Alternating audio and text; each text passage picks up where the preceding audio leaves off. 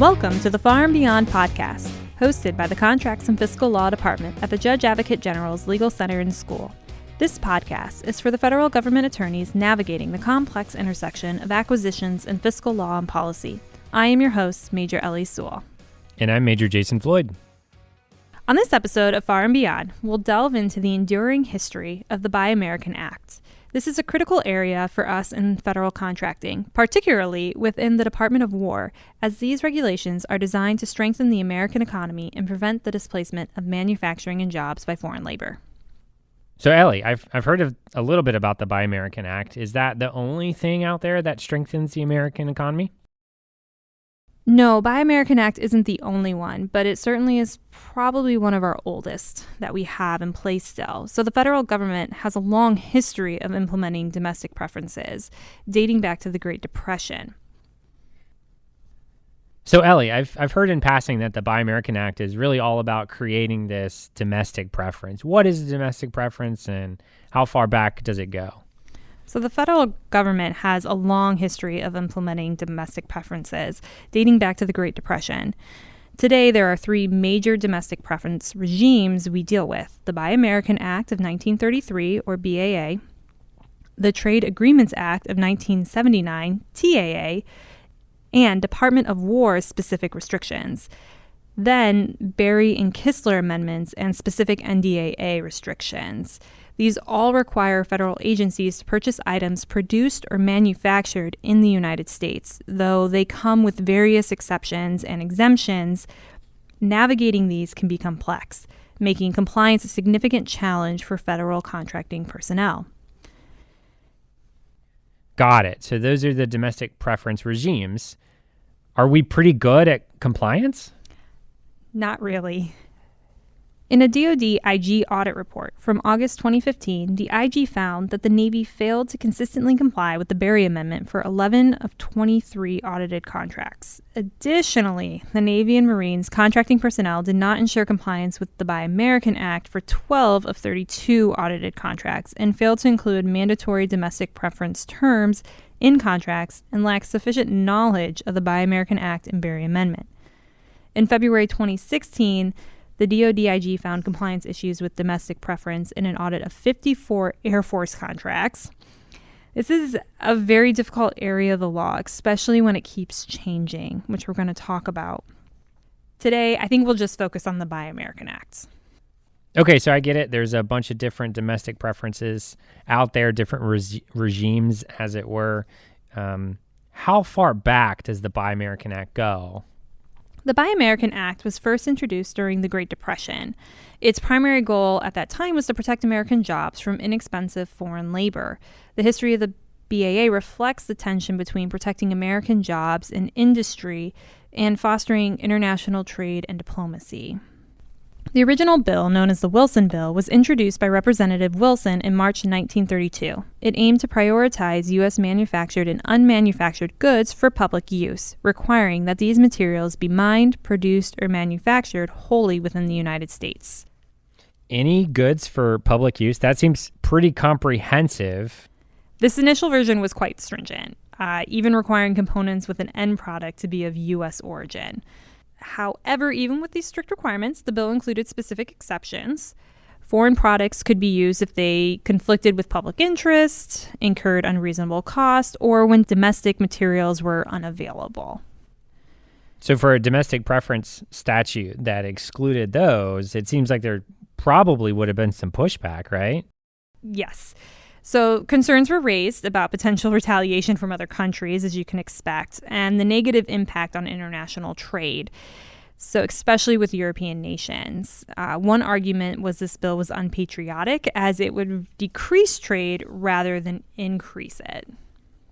Yeah, and that makes sense because there was, some sort of, global depression going on, right? Yeah, we didn't really want to stifle trade.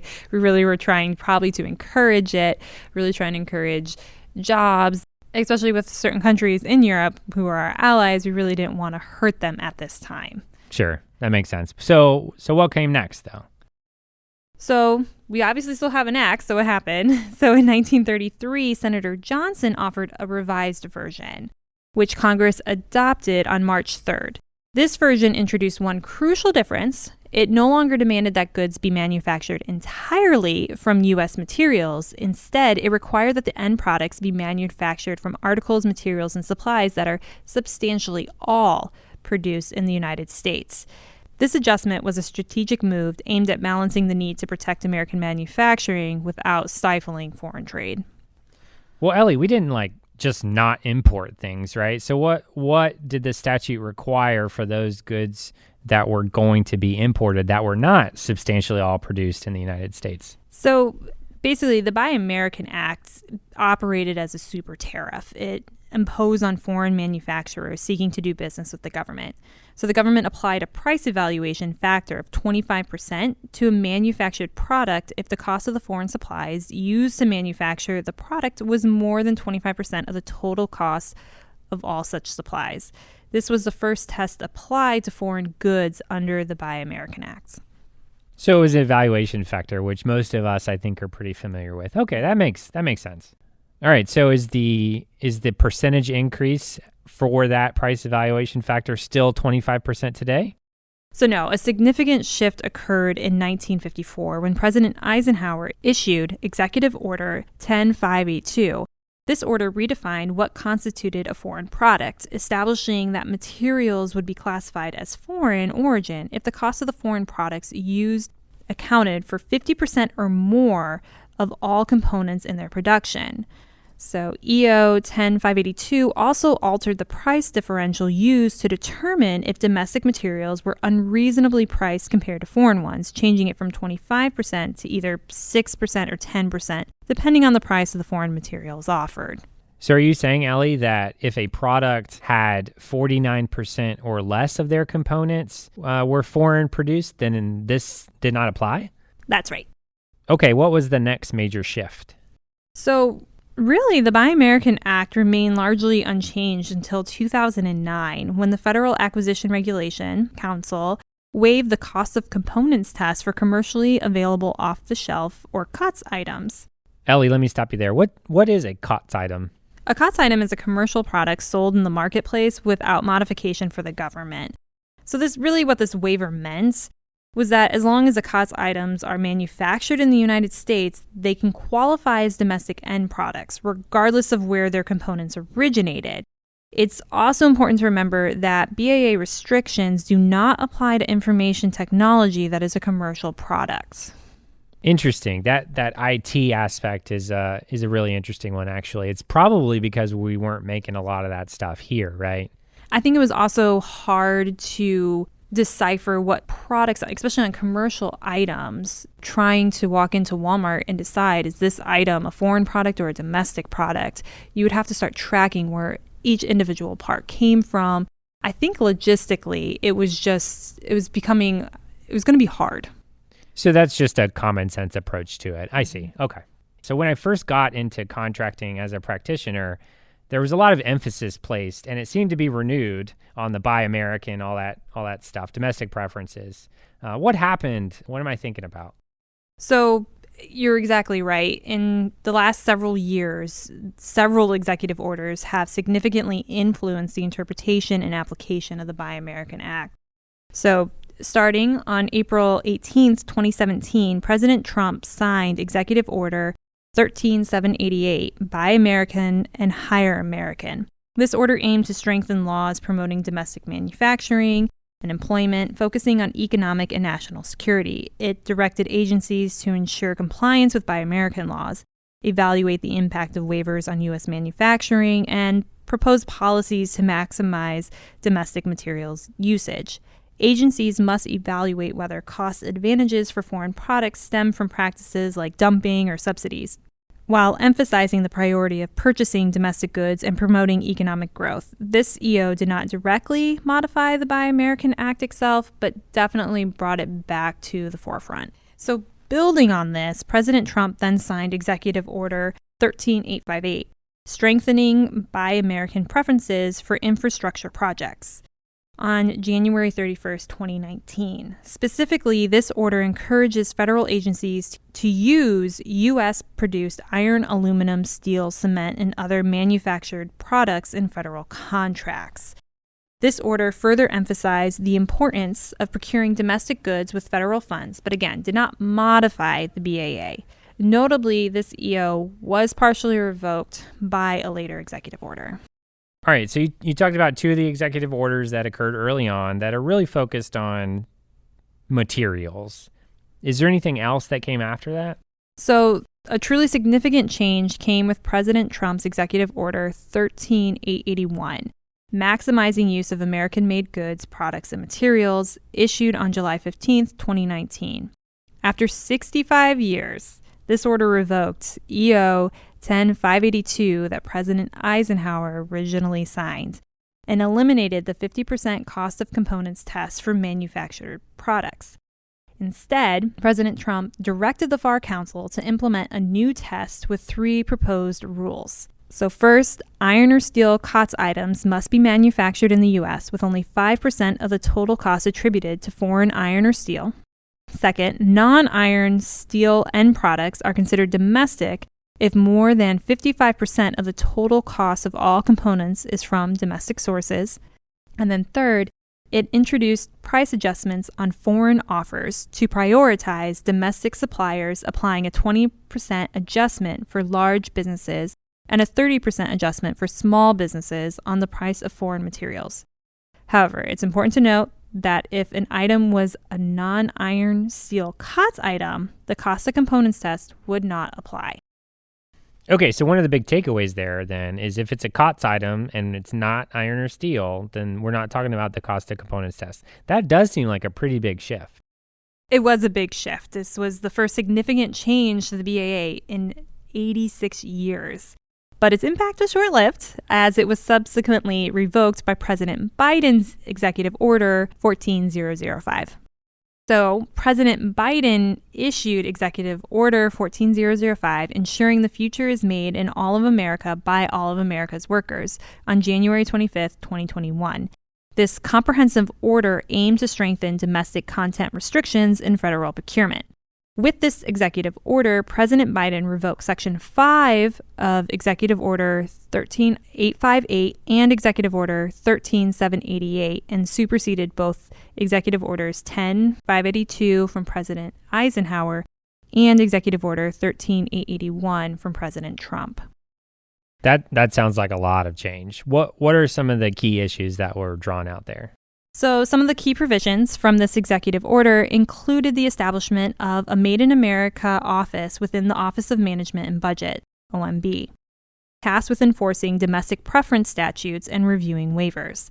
This EO also directed the FAR Council to propose new provisions to, first, replace the cost of components test with one measuring domestic content based on the value added to the product through U.S.-based production or U.S. job-supporting economic activity. 2, increase the numerical threshold for evaluating domestic content requirements. 3, increase price preferences for domestic end products. And 4, examine the COTS information technology exception and recommend modifications or removal. Okay, so wow, this is a great history. If I wanted to find out how this has been incorporated into the FAR, if it has, where do I go? So the FAR Council published changes to FAR Part 25. They issued a final rule that raised the domestic content threshold from 55% to 60% in 2022. Furthermore, in 2024, the domestic content threshold was raised to 65%. Future increase is scheduled in 2029 to 75%. So it seems like the thresholds are ever increasing and we really are trying to buy more American, right? But let's talk about today. As a practitioner, are there exceptions that I should be aware of? Yes. The BAA includes several important exceptions that allow for flexibility in federal procurement while still prioritizing domestic products, the original intent of it. So first, a waiver is allowed if using domestic end products would be inconsistent with public interest, such as when an agency has an agreement with a foreign government providing a blanket exception. Next, if an agency determines that domestic end products are unavailable in sufficient and reasonably available quantity and quality, the requirement may be waived. The FAR provides a list of predetermined non-availability items in FAR 25.104. Next, if the cost of a domestic end product is deemed unreasonable, purchasing a foreign end product may be justified. A comparative evaluation using the price evaluation adjustment formula, 20% for large businesses and 30% for small businesses, is applied in accordance with FAR Part 25. Items specifically intended for resale at a commissary are exempt. And finally, as mentioned earlier, the BAA does not apply to COTS information technology. So, in addition to these exceptions, there are certain situations where the Buy American Act simply just does not apply. So, items purchased for use outside of the United States are not subject to the domestic content restrictions. If a procurement is covered by a trade agreement, the Trade Agreements Act, TAA, supersedes the Buy American Act, and the item is treated equivalently to a U.S. domestic product. And lastly, the BAA does not apply to purchases at or below the micro-purchase threshold, which is currently at $10,000. Ellie, I got to tell you, this is a super complicated area. It sounds like every time you need to do a procurement that may be subject to Buy American rules, you just got to do the research. You really do, especially for the last several years. I mean, the rule has constantly been changing. We have another increase coming in 2029. It really is critical that you understand when the Buy American Act applies and then how are you going to apply it. Doing that and having that knowledge really will help your contracting office out. Wow, Ellie, I am taken aback. That was super deep, but also super helpful. Thanks so much for it. Thank you for joining me today on this episode of Far and Beyond. Please make sure to follow us and subscribe on your favorite podcast platform. We love to hear from our listeners, so please continue to reach out to us on Facebook and LinkedIn. You can find the information in today's show notes. As always, the views expressed today are those of the presenter, not that of the Judge Advocate General Corps, the Department of the Army, the Department of the Air Force, or the Department of War.